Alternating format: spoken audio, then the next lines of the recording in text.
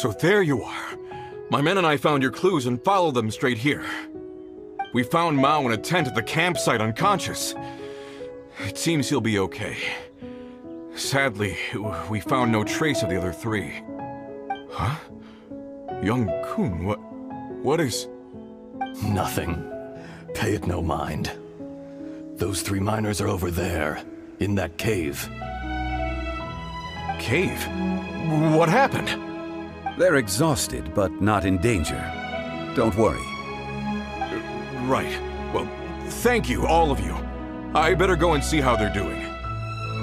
So you're taking them back to Liyue Harbor? That's right. Can I come with you? No problem. You rescued my men. I'll be happy to assist all of you in any way I can. I'll be back soon. I need to assess their condition. Kunjun! We should be calling you Azhdaha. You're coming back to Liyue Harbor too, right? Not I. Merely this body. Once I'm gone, the true owner will accompany the miners back to Liyue. Kunjun hails from a family of famous artisans. He too will be famous in time. It would be a shame for someone of his talent to go missing.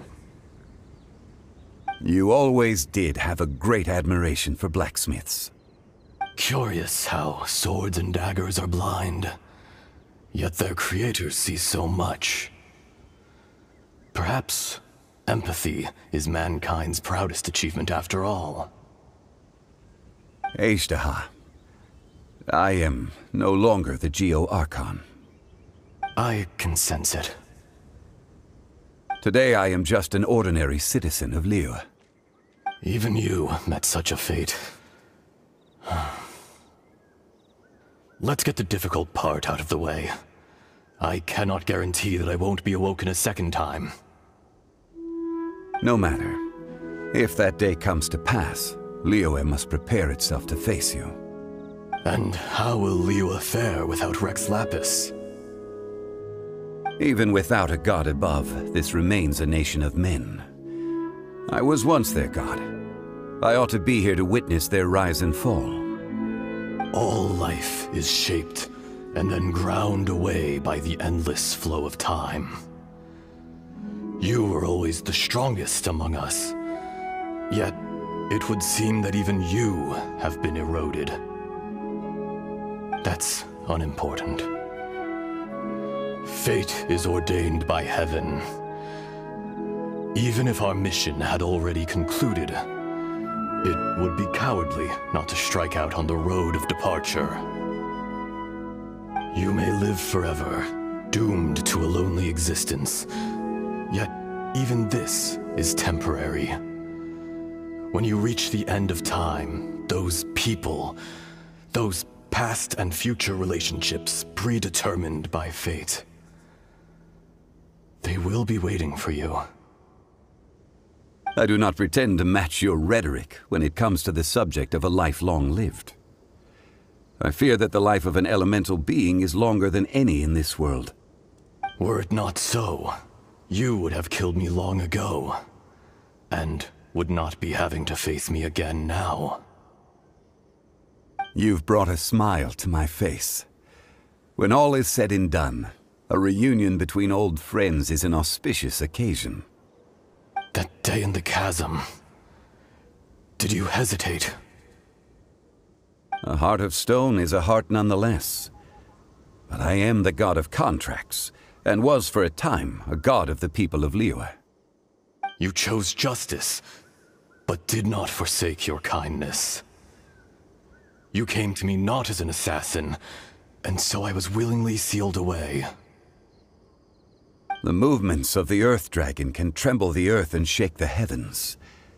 With your abilities, even at my full strength, I struggled to confront you, let alone seal you away. Hence my inception. Do not forget that I was there with Liyue's founder. The face may have changed, but the content of the contract remains intact.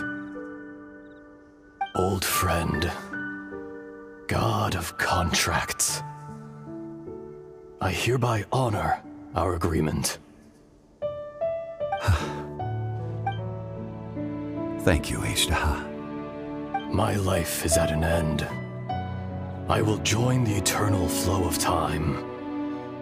And you, Morax, you will live for many a day to come. You're leaving? If it is fated, Morax, we will meet again.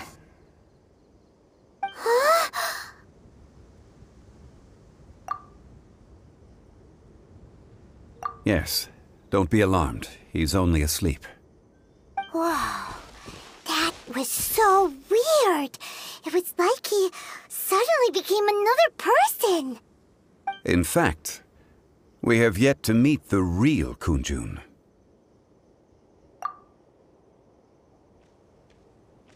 He was. Centuries may have passed since then, but events from 1,000 years ago remain crystal clear in my mind.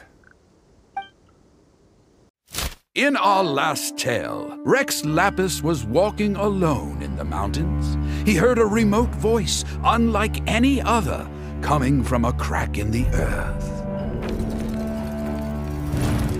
Most of the ancient geo-life forms that live below Liyue are blind, having not seen the sunlight for an age.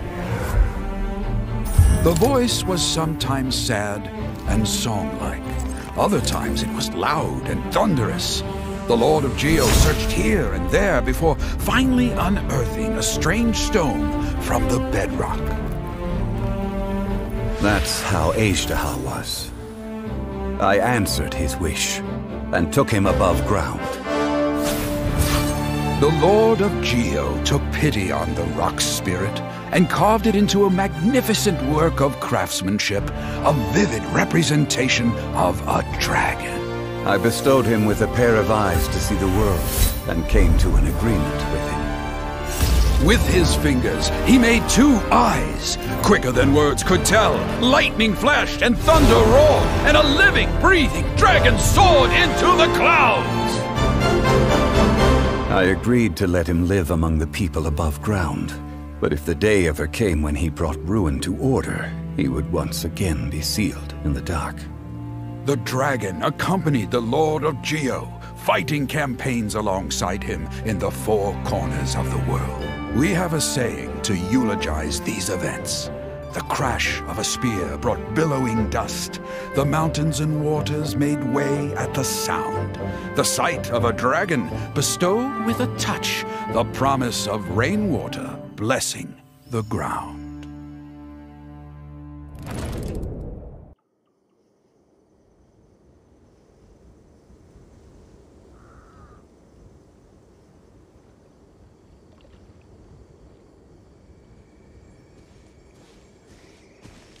A 1,000 years ago, Azhdaha attacked the chasm. I tried to obstruct him, fighting him tooth and nail down the length and breadth of the mine.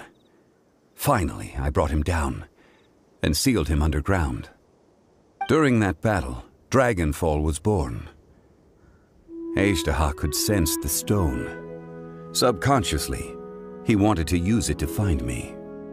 Despite being the victor, I could not claim to be stronger than he, and in his heart, he still retained an ounce of goodwill towards me, towards Liyue, towards life above ground. He was willing to be sealed away, but as the erosion set in, he forgot. Even I cannot avoid it, but there is something I understand better than most. When the door opens, it is time to leave. The greater the power, the greater the danger erosion may bring about. The millennia may come and go, but even a stone may tire, personally sealing away an old friend. This is just one form of erosion I have endured. People abandon and surrender the things they love to pursue the right path. Perhaps this is the erosion imposed on me by the natural order of this world. That I was a god of mankind, My identity may change, but my eyes will bear witness to the history of humanity. You still care a lot about Liyue. Call it part of my duty. I must thank you both. No worries. Oh? About what? Oh yeah, Paimon nearly forgot. So, not long ago, we met a guy called Dane. He told us about Conria and the punishment of the gods. That's when we realized that those events were connected to the person we're searching for. Zhongli, you're a god. You've lived through thousands of years of history. Surely you experienced the incident? I cannot say. Why? You can't even give us a thread of information? This is so important to us. I understand. But I must apologize. This is my contract. You mean another past grievance? Like the incident with Azhdaha? Too painful to talk about? It was signed before it all began. I have always honored the contract. And kept my silence. How can you be like that? You two are friends to me. I can assure it brings me no pleasure to disappoint you. But as the god of contracts, I cannot go back on my word. Would you be ready to find out? It appears your understanding of this world continues to grow. There are many events of ages past, many secrets that lie hidden. They have been eroded by time, forgotten by the people, abandoned. But you are capable of finding them and bringing them into the light. Those who come to witness will witness. Those who are born to remember will remember. If you take the same road as that person, there may be more difficulties ahead. But as long as you firmly believe that you are on the right path, everything has meaning.